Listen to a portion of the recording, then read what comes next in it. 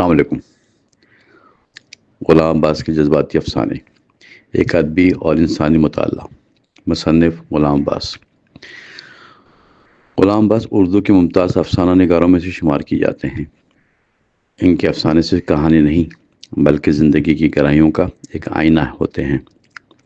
ان کے یہاں جذبات، مشاہدہ، حقیقت اور طنز کا ایک حسین امتزاج پایا جاتا ہے جو قاری کو سوچنے میں مجبور کرتا ہے۔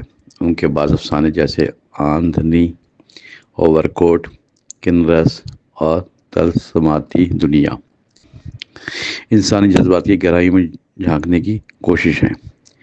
وہ انسان کے اندر چھپے تضادات، خواہشات، خوف، حسرت، ندامت اور دکھ کو لفظوں میں سمیٹتے ہیں۔ غلام عباس جذبات کو ڈرامہ بنانے کے بجائے خاموشی سے بیان کرتے ہیں۔ ان کا انداز سیدھا سادہ مگر دل میں اتر جانے والا ہوتا ہے۔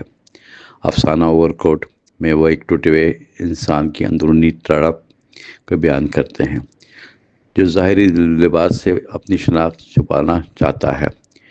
اوور کوٹ محض لباس نہیں، ایک علامت ہے انسان کی دکھتی انا، اس کی خود ساختہ عظمت، اس کے وجود کی کمزوری کا۔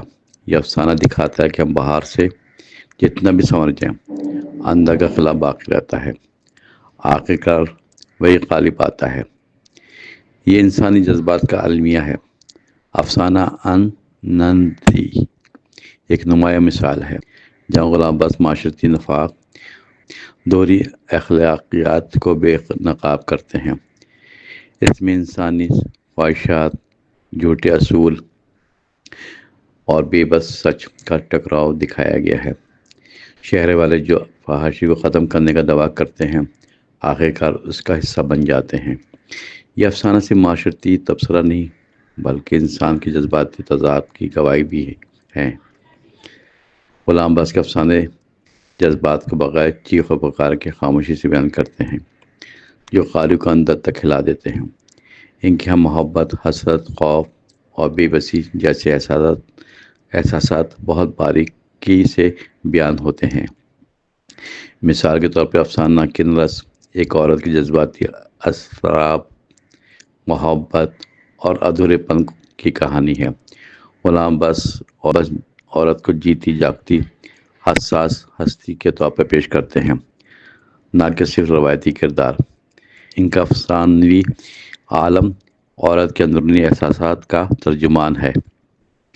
غلام عباس کا فن یہ ہے کہ وہ چھوٹے واقعات کو اتنی گہرائی سے بیان کرتے ہیں کہ وہ آفاقی بن جاتا ہے۔ وہ دکھاتے ہیں کہ چھوٹا واقعہ کس طرح انسانی احساسات کا طوفان بن سکتا ہے۔ ان کے افسانوں میں جذبات اتنے سادہ اور حقیقی ہوتے ہیں کہ قاری کو لگتا ہے کہ جیسے یہ اس کی اپنی کہانی ہو۔ غلام عباس کبھی جذبات کو بولتے ہوئے نہیں دکھاتے، وہ خاموش جذبات کی داستان سناتے ہیں۔ مثلاً افسانہ طلسماتی دنیا میں وہ انسان کے اندرونی خواب، خیالات اور فرار کی خواہش کو بیان کرتے ہیں۔ یہ کہانی انسان کے اس پہلو کو بیان کرتے ہیں جو حقیقت سے بھاگ کر خیالی دنیا میں پناہ لیتے ہیں۔ یہ جذباتی پناہ گاہ بعض اوقات تباہی کا سبب بھی بن جاتی ہیں۔ غلام عباس کا کمال یہ ہے کہ وہ جذبات کو الفاظ کے بجائے فضا، ماحول اور خاموشیوں کے ذریعے بیان کرتے ہیں۔ ان کے افسانے جذبات کی تصویریں نہیں بلکہ احساسات کی دھڑکنیں ہیں۔